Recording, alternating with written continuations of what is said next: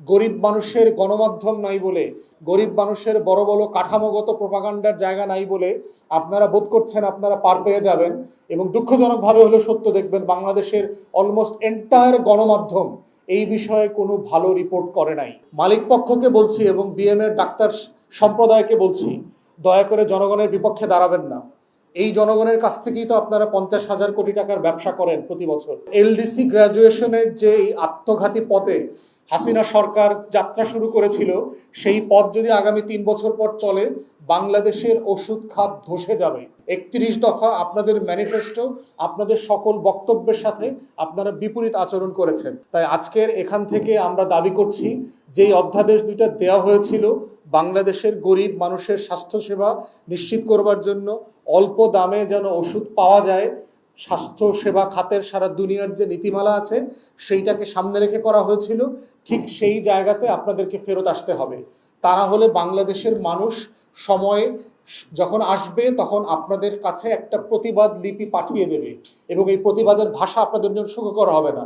কারণ এটা এমন একটা জায়গায় আপনারা হাত দিয়েছেন যে দেশের প্রত্যেকটা মানুষ প্রতিদিন যেই কারণে বিড়ম্বনা ভোগান্তির শিকার হয়। গরিব মানুষের গণমাধ্যম নাই বলে, গরিব মানুষের বড় বড় কাঠামোগত প্রপাগান্ডার জায়গা নাই বলে আপনারা বোধ করছেন আপনারা পার পেয়ে যাবেন। এবং দুঃখজনকভাবে হলো সত্য, দেখবেন বাংলাদেশের অলমোস্ট এন্টায়ার গণমাধ্যম এই বিষয়ে কোনো ভালো রিপোর্ট করে নাই। 2-3টা পত্রিকা ছাড়া কেউ এই সংবাদটা আপনার প্রকাশ করে নাই, সবাই আড়ালে চলে গেছে। এবং আপনার মনে থাকার কথা, 3 তারিখ কি হচ্ছিল বাংলাদেশে? শিবির আর ছাত্রদল সারা দেশের ক্যাম্পাসে মারামারি করছিল। নগদ নিয়ে এলো হার না মানা হার অফার। সর্বনিম্ন 10,000 টাকা রেমিটেন্স নগদে পাঠালে থাকছে স্বর্ণের হার জেতার সুযোগ। ঠিক এইরকম সময় কতগুলো গুরুত্বপূর্ণ সিদ্ধান্ত সরকার নিয়েছে শুধুমাত্র জনগণের দৃষ্টি এড়ানোর জন্য। তার ভিতরে এইটা একটা, জ্বালানি খাতের সিদ্ধান্ত, 10,000 বাস কেনার সিদ্ধান্ত, এই কাজগুলো তারা করবার চেষ্টা করেছে।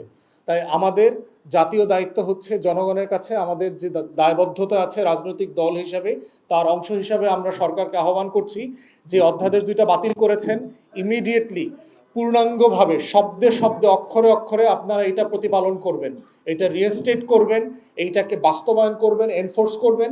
মালিক পক্ষের সাথে যেখানে যেখানে নেগোশিয়েট করা দরকার সেগুলো করবেন। মালিক পক্ষকে বলছি এবং বিএমএর ডাক্তার সম্প্রদায়কে বলছি, দয়া করে জনগণের বিপক্ষে দাঁড়াবেন না। এই জনগণের কাছ থেকেই তো আপনারা 50,000 কোটি টাকার ব্যবসা করেন প্রতি বছর। এই জনগণের কারণেই তো আজকের স্কয়ার ব্রিটিশ আপনার ইন্ডাস্ট্রিতে ঢুকতে পেরেছে, এই কারণেই তো বেক্সিমকো আজকে আমেরিকার স্বীকৃতি পেয়েছে, তাদের মার্কেটে স্বীকৃতি পেয়েছে। এই জনগণের অবদানের কারণেই তো আপনারা এটা করতে পেরেছেন। আপনাদের সামনে আরো বড় চ্যালেঞ্জ আছে, সেটা নিয়ে যদি আপনারা মাথা না ঘামান, আপনাদের ইন্ডাস্ট্রি ভারতের দখলে চলে যাবে কয়দিন পরে, এবং আপনাদের ব্যবসা করতে পারবেন না, ভিক্ষা করে খাইতে হবে। এই মালিক সমিতিকে বলছি, কারণ এলডিসি গ্র্যাজুয়েশনের যে আত্মঘাতী পথে হাসিনা সরকার যাত্রা শুরু করেছিল, সেই পথ যদি আগামী 3 বছর পর চলে, বাংলাদেশের ওষুধ খাত ধসে যাবে। কারণ এলডিসি গ্র্যাজুয়েশন মানে আপনারা জানেন যে তথাকথিত মধ্যম আয়ের জমানাতে প্রবেশ করা মানে হচ্ছে আপনি গরিব দেশ হবার কারণে অথবা অনুন্নত দেশ হবার কারণে সারা দুনিয়াতে জেনেরিক ওষুধ তৈরি করবার কোনো পেটেন্টের টাকা দিতে হয় না। মানে যদি একদম সস্তা ভাষায় বলি, আপনি আমেরিকার আবিষ্কার করা একটা ওষুধ বাংলাদেশে নকল করে বানাতে পারবেন, এটা আইন সিদ্ধ। ব্রিটেন আবিষ্কার করা একটা ওষুধ বাংলাদেশে নকল করে বানাতে পারবেন, এইটা স্বাস্থ্য সংস্থা অনুমতি দিয়েছে, বিশ্ব স্বাস্থ্য সংস্থা। কেন? কারণ আমরা গরিব দেশ, আমাদের গরিব দেশের মানুষের এই সুযোগ সুবিধাটা তাকে দিতে হবে। ভারতের কিন্তু এই সুবিধাটা নাই। আজকে দেখছেন না বাংলাদেশে বিভিন্ন পণ্যে ভারতের বাজার, চায়নার বাজার ছেয়ে গেছে। তখন কিন্তু এলডিসি গ্র্যাজুয়েশন হলে আপনি এই বাজার আর নিয়ন্ত্রণ করতে পারবেন না। তখন বিদেশি কোম্পানিগুলোকে প্রতিটা প্যারাসিটামল, গ্যাস্ট্রিকের ওষুধের জন্য আপনাকে পেটেন্টের টাকা দিতে হবে, তখন বাজার মূল্য বাড়বে। সেই মূল্য বাংলাদেশে ভারত এবং চায়নাকে ছাড়িয়ে যাবে, যেহেতু আমাকে কাঁচামাল ওইসব দেশ থেকে আমদানি করতে হয়। তখন আপনি এই বাজারের যে ওষুধ আছে, এই ওষুধ বিদেশি ওষুধে ভরে যাবে। ভারতীয় কোম্পানি এবং চীনা কোম্পানির কাছে বাংলাদেশের ওষুধ মার্কেট একটা কলোনিতে পরিণত হবে। তাই ওষুধ কোম্পানির মালিকদেরকে বলতেছি, যেখানে রাজনীতি করা দরকার দয়া করে সেখানে রাজনীতি করেন, সেখানে সরকারের সাথে নেগোশিয়েট করেন, সেখানে পলিসি ইস্যুতে কাজ করেন। তা না হলে আপনাদের কয়দিন পরে ভারতের ওষুধ বিক্রি করতে হবে আপনাদের কোম্পানির মাধ্যমে। সেই জায়গায় যদি যেতে না চান, অতএব জনগণের বিপক্ষে দাঁড়ায়েন না। দ্বিতীয়ত হচ্ছে যে বিজ্ঞাপনের বাজারের ব্যাপারে একটা নিষেধাজ্ঞা আছে যে গণমাধ্যমে ওষুধ কোম্পানির বিজ্ঞাপন দেয়া যাবে না। আমরা বলছি যে সরকার এইটা উঠায়া দেওয়ার জন্য আলাপ করতে পারে। আমাদের গণমাধ্যমে বিজ্ঞাপনের একটা সংকট চলছে এবং আমাদের ওষুধ কোম্পানি কি ওষুধ বানাচ্ছে না সেটা আসলে জনগণ জানে না। তো বিজ্ঞাপনের মাধ্যমে আপনারা নতুন নতুন কি ওষুধ বানাচ্ছেন না বানাচ্ছেন সেটার যদি একটা জেনেরিক বিজ্ঞাপনের জায়গাতে বাংলাদেশ যেতে পারে কিনা আমরা সরকারকে আহ্বান করব সেইটা বিবেচনা করবার জন্য। এবং এটা করলে যেটা হবে যে গণমাধ্যমকে সিএসআর ফান্ড থেকে সাহায্য করবার যে একটা বিশাল জায়গা ওষুধ কোম্পানির আছে সেইটা তারা করতে পারবে।